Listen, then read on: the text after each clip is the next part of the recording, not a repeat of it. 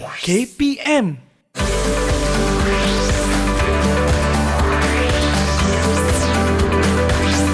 Didik TV KPM.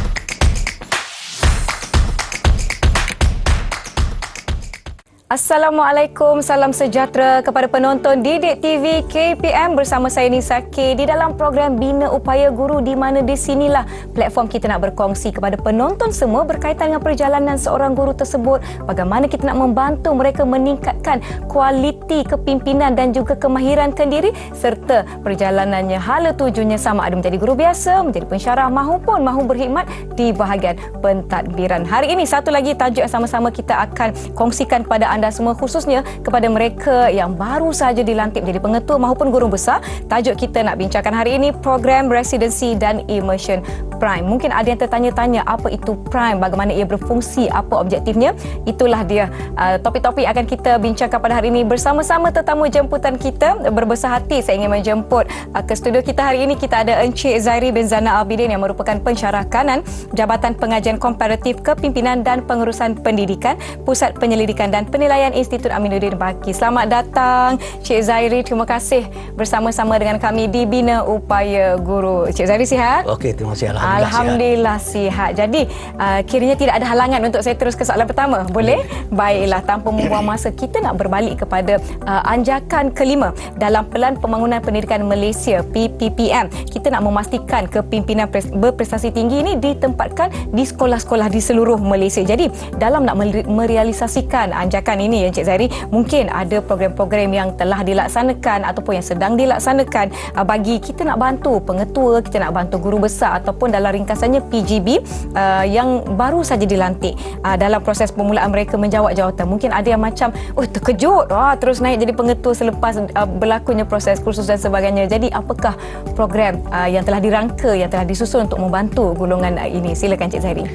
Baik, terima kasih Nisa. Sama-sama. Jadi bila kita melihat kepada anjakan kelima tu memastikan kepimpinan berprestasi tinggi ditempatkan di setiap sekolah. Jadi seperti mana yang disebut tadi salah satunya mungkin bila mereka ni sebelum ni belum pernah menjawat jawatan sebagai pemimpin sekolah, orang nombor satu di sekolah. Jadi mungkin ada kejutan Jadi di pihak KPM di bawah IAB lah, diberi amanah. Jadi kita telah merangka program yang kita panggil sebagai program residensi dan immersion atau kependekannya lah Prime. Jadi Prime ini adalah satu program transisi transisi pengetua guru besar dalam kita nak menyediakan mereka menyedia dan memantapkan kompetensi lah sebagai pemimpin sekolah kerana mereka bila dilantik sebagai pemimpin sekolah jadi kita ada perkara-perkara yang perlu mereka lihat perlu mereka fikir laksanakan terutamanya kerana mereka ni adalah kumpulan pemimpin yang baru saja menjawat jawatan jadi program ini bertujuan untuk memberi bimbingan kepada PGB lantikan baru, disebut sebagai lantikan baru lah dalam proses mereka menjawat jawatan bagi kali pertama. Ini kali pertama mereka menjawat jawatan. Jadi kita ada program dia memberi bimbingan. Jadi kerana apa kita melihat PGB ni mereka ni memerlukan satu bentuk bimbingan dalam bidang pengurusan dan kepimpinan. Jadi kita istilahkan bila bimbingan itu berbentuk hands-on lah. Supaya mereka ni bukan setakat teori saja. Mereka boleh baca nak jadi pemimpin tetapi secara hands-on. Dan yang mana mereka perlu mempunyai pengetahuan asas berkaitan dengan hal ehwal dalaman sekolah lah seperti iklim dia, budaya dia dan bagaimana nak mengurus dan memimpin dalam menjalankan tugas mereka lah. Baik, saya fikir ini adalah seperti yang disebutkan tadi oleh Encik Zairi, program transisi untuk membantu mereka untuk mengadaptasi kepada jawatan baru, tanggungjawab baru yang digalas mungkin lebih besar daripada apa yang biasa mereka lakukan. Dan juga kita nak lihat apa dia objektif Prime ini dilaksanakan. Baik. Jadi bila kita dah ada program ni objektifnya ialah satu ni ialah membantu PGB Lantikan Baru ni mengenal pasti ya, kerana sebelum ni mereka telah didedahkan dengan latihan dari segi teori-teori kepimpinan, teori-teori pengurusan. Jadi mereka bila berada di sekolah secara realiti ni lah ya, jadi untuk mereka kita bantu mereka untuk mengenal pasti bidang-bidang pengurusan dan kepimpinan yang di sekolah yang ditadbir. Lain sekolah dia lain. Ya, mungkin teori kata macam ni. Ya, tapi bila mereka berada di sekolah, tentunya mereka akan menghadapi keadaan yang pada saya macam baru dan sangat berbeza. Ya. Kemudian menapasti mereka mengawasi iklim. Ya. Selalunya sekolah ni dia ada bentuk budaya. Ya. Bagaimana perjalanan sekolah. Ya. Jadi dan dari satu sekolah ke sekolah yang lain tentunya berbeza. Jadi kalau seseorang itu dilantik pada satu sekolah dia perlu kenal pastilah bagaimana keadaan sekolah itu sekelilingnya supaya membantu mereka dalam mengurus dan memimpin sekolah. Kemudian mereka juga program juga membantu mengenal pasti bidang-bidang pengurusan yang kritikal. Mungkin bila mereka ambil alih, ada bidang-bidang yang perlu ditambah baik dengan segera, terutama dengan segeralah supaya mereka boleh merancang dan membuat inisiatif untuk memastikan perkara itu dapat diselesaikan. Kemudian dalam masa yang sama, kerana ini adalah satu program yang berbentuk bimbingan, jadi kita menyediakan ruang dan peluang kepada PGB Lantikan Baru berbincang dengan SIP Plus ataupun School Improvement Partners yang merupakan pegawai pembimbing yang berada di pejabat pendidikan daerah. Dan juga selain daripada itu pihak pensyarah IAB juga akan membantu mereka lah.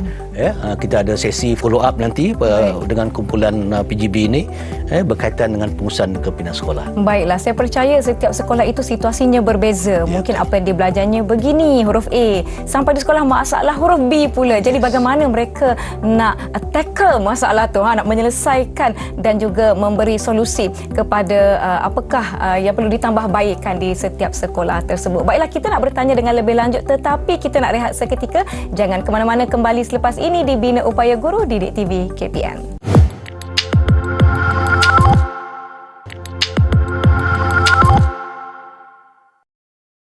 Terima kasih masih menonton Bina Upaya Guru di Didik TV KPM. Masih bersama saya Nisa K serta tetamu kita hari ini Cik Zari bin Zana Abidin membincangkan topik kita program residensi dan immersion ataupun prime. Kita fokuskan kepada mereka yang baru saja dilantik sebagai pengetua malah sebagai guru besar juga. Tapi kita nak berbalik kepada perbincangan kita sebentar tadi sebelum kita berhenti rehat ya Cik Zari. Daripada penjelasan Cik Zari, saya rasa saya dapati apa yang saya dapat lihat, tujuan prime dilaksanakan, objektif dan sebagainya, program ini telah pun disusun dengan baik. Cantik-cantik telah disusun satu bentuk latihan yang sistematik orang kata. Jadi boleh Encik Zairi kongsikan dengan penonton di Didik TV bagaimana prime ini dijalankan untuk memastikan mereka yang dihantar ke sekolah ini adalah pemimpin yang betul-betul berkompetensi, yang berkualiti. Silakan Encik Zairi. Baik, terima kasih Disa. Sama-sama. Jadi dia sebut tadi anjakan memastikan yang kelima itu memastikan pimpinan bersih tinggi. Jadi kita perlu ada satu program yang betul-betul boleh membantu mereka lah. Kerana kita nak pegang itu. Jadi prime ni sebenarnya dilaksanakan dalam 3 fasa. Dan merangkumi tempoh selama lebih kurang 13 bulan 13 bulan. Yes, setahun 1 bulan lah. Lama ya. Lebih kurang lama juga, tapi lama tak lama juga dah tu ya.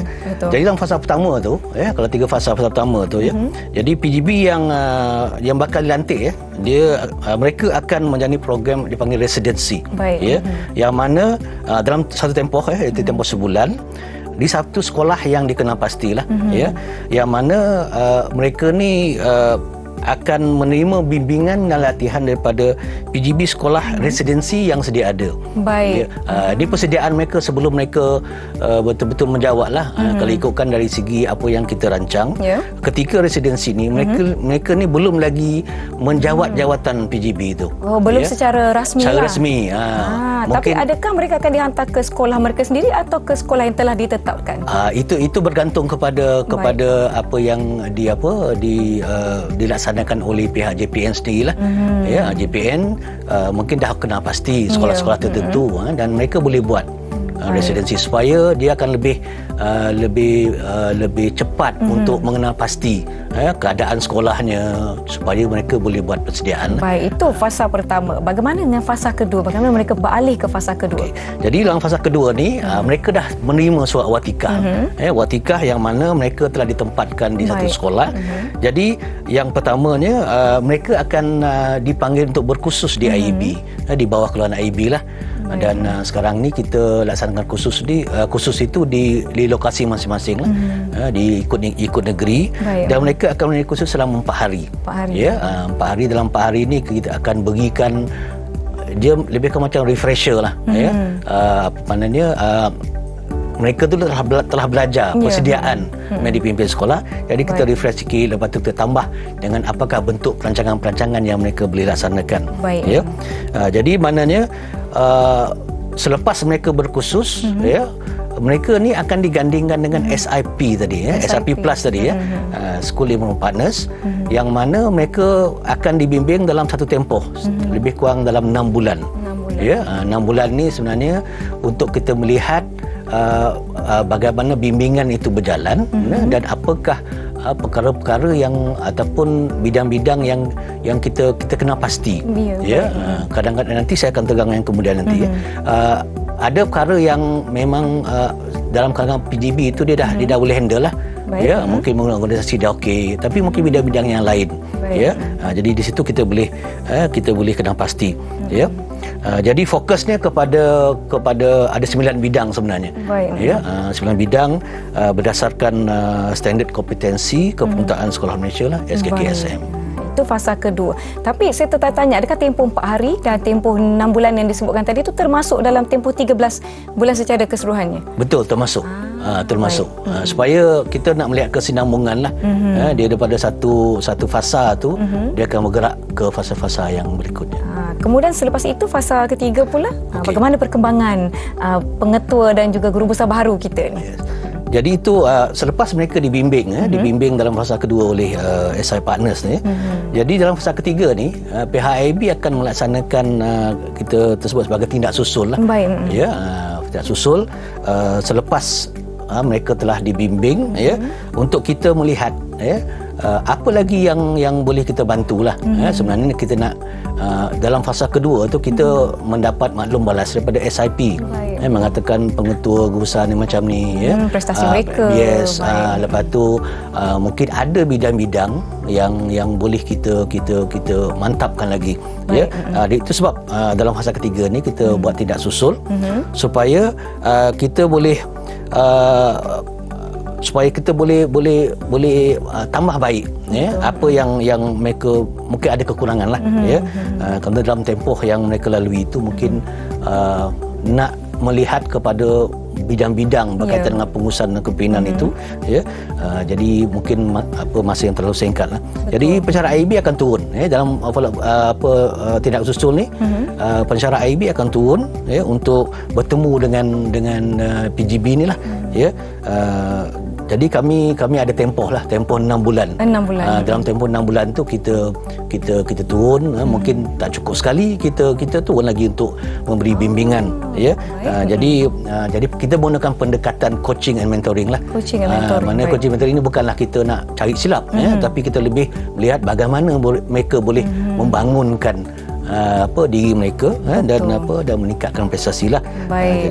Walaupun mungkin ada sedikit cabaran yang dihadapi, pastinya coaching and mentoring ini membantu lagi pengetua dan guru besar baru ini untuk mencari solusi bagaimana nak menghadapi cabaran sebegitu seandainya berlaku ketika mereka menjawat jawatan di sekolah yang telah ditetapkan. Baiklah, sebelum kita berbicara dengan lebih lanjut, jom kita nak rehat seketika. Jangan ke mana-mana, kembali selepas ini di Didik TV KPM Bina Upaya Guru.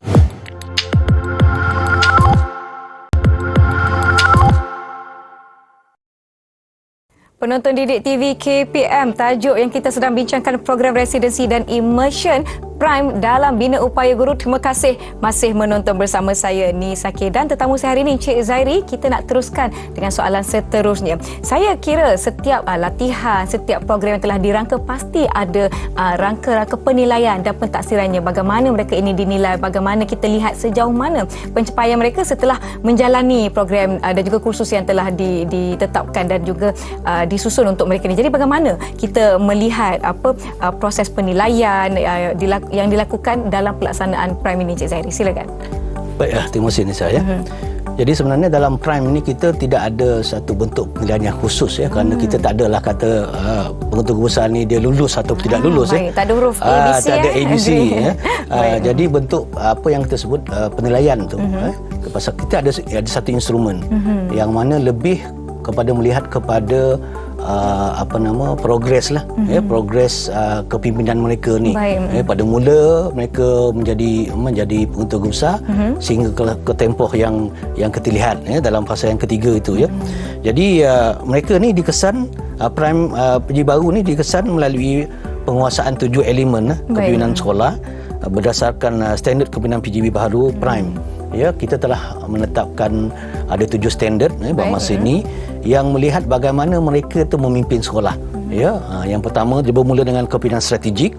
Ya, kerana ini salah satu keperluan bagi seorang pemimpin ya. Kerana nak memimpin sekolah tu mesti ada perancangan dia dan sebagainya, bukan saja ad hoc saja nak melaksanakan sesuatu. Kemudian kepimpinan instructional. Ini memang sudah semestilah sebagai seorang pemimpin di sekolah, kerana dia kena memberi panduan kepada warga sekolah ya, kepada mereka yang di bawah mereka lah. Kemudian kepimpinan budaya, bagaimana mereka ni membentuk budaya ya sekolah itu.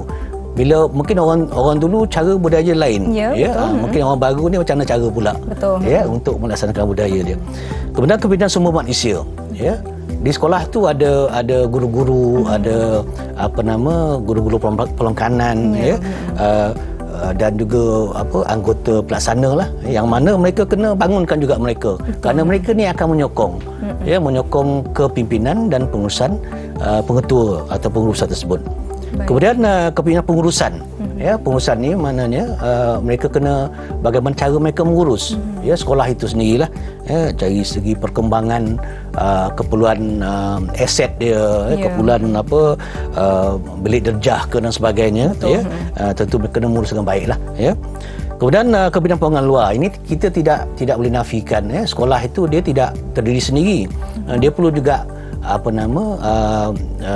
penglibatan daripada pihak luar, terutamanya PIBG. Ya, jadi mana mereka nak memimpin, nak mengendalikan hubungan dengan PIBG ni pun satu perkara yang serius lah. Ya, kita tak mau ada konflik ya, itu antara yang kita lihat lah. Kemudian kepimpinan mikropolitik ya, bukan masuk politik ya, tetapi lebih kepada hubungan ya dalam satu pasukan ya, antara guru dengan pemimpin itu ya, bagaimana pemimpin itu menang pasti ya, bagaimana kemahiran ya, kelebihan seseorang guru itu digunakan dan dimanfaatkan di sekolah. Ya. Jadi pengesanan program ni kita buat berbagai cara lah. Satu cara ialah kita minta PGB itu sendiri menilai diri dia. Ya, daripada 7 elemen tu bagaimana mereka melihat diri mereka dari segi strategik, kepimpinan strategik ni, bagaimana mereka rasanya ya, supaya daripada situ nanti kita boleh daripada situ nanti kita berlandaskan apa yang kita lihat dan kita boleh bantu mereka ya. Dan juga maklum balas lah, maklum balas daripada dalam fasa kedua tu SIP plus itu juga mereka akan memberikan maklum balas pada kami di pihak AAB, supaya ada perkara-perkara yang daripada mungkin daripada 7 elemen itu yang mereka belum menguasai sepenuhnya. Jadi kita boleh bantu mereka lah. Itu kita rancang begitu. Yes. Betul. Tujuan utama untuk membantu mereka menjadi lebih baik sebagai seorang pemimpin di sekolah. Kita dah banyak membicarakan tentang Prime, objektif, bagaimana dilaksanakan, pentaksiran, penilaian dan sebagainya. Jadi apa yang kita boleh rumuskan di sini, Cik Zairi, berkaitan dengan topik Prime kita pada hari ini? Baik, jadi Prime ini kerana dia adalah salah satu perkara yang kita atau inisiatif yang kita kalau dalam Pelan Pengenalan Pendidikan Malaysia PPPM itu sendiri, ya, kita dah rangka dan kita laksanakan, ya, kerana yang ini adalah bertujuan untuk membimbing, ya, dan membantu pengutua guru besar lantikan baru, ya, kerana orang baru ni kita perlu, ya, dan masa yang sama kita nak untuk merealisasikan anjakan tadilah, ya, jadi kadang-kadang orang yang mula-mula menjawat ni walaupun mereka ni telah pun melalui satu proses persediaan dan sebagainya, ya, tapi kali pertama tu mungkin apa yang suka saya sebut yang awal tadi lah, kejutan itu, kadang terkejut, ya, mungkin sekolah mereka tak ada masalah, tapi bila mereka jadi pengutua guru besar tiba-tiba ada sesuatu isu, dia kata tak sama dengan apa yang mereka belajar contohnya. Jadi ini adalah satu inisiatif yang boleh membantu mereka lah, ya, pimpinan sekolah ini membangunkan mereka sebagai pemimpin berprestasi tinggi itu. Cik Zahri, memandangkan waktu ni sangat-sangat cemburu dengan kita. Kita telah pun tiba di penghujung sesi Bina Upaya Guru kita hari ini. Jadi sedikit harapan Cik Zahri terhadap program residensi dan immersion prime yang telah kita bincangkan, mungkin kepada pengetua maupun guru besar yang menonton kita di sini pada hari ini. Silakan. Baik, jadi harapan kita lah supaya program prime ini, ya, prime ini kita teruskan, ya, kerana sebenarnya program ni lebih berbentuk sebagai macam coaching mentoring jugalah. Ya, kalau dulu memang ada program ini, tetapi dia mungkin melihat kepada kumpulan-kumpulan tertentu saja, ya, ataupun ada negeri buat, ada negeri tidak buat, ya. Tapi kemudian ni sekarang ni kita laksanakan di bawah KPM, mana kita rancang secara sistematik, supaya mereka semua yang dilantik, yang baru dilantik, kita minta mereka untuk mengikuti program ni, supaya boleh kita bantu lagi. Baik, insya-Allah semoga lebih ramai pengetua dan guru besar baru kita dapat lahirkan, mereka yang berkepimpinan tinggi dan berkualiti. Jadi mungkin ini adalah salah satu cara dan cabang untuk mereka meningkatkan lagi, mencukir lagi kebolehan yang ada dalam diri mereka. Saya ucapkan terima kasih banyak-banyak kepada Encik Zahri bin Zana Abidin selaku pensyarah kanan Jabatan Pengajian Komparatif Kepimpinan dan Pengurusan Pendidikan Pusat Penyelidikan dan Penilaian Institut Aminuddin Baki kerana bersama-sama dengan kita pada hari ini. Setinggi-tinggi perhargaan saya ucapkan. Terima kasih juga kepada penonton Didik TV KPM yang setia menonton kami membincangkan topik program residensi dan immersion prime. Terima kasih saya ucapkan. Saya Nisake, semoga kita bertemu lagi.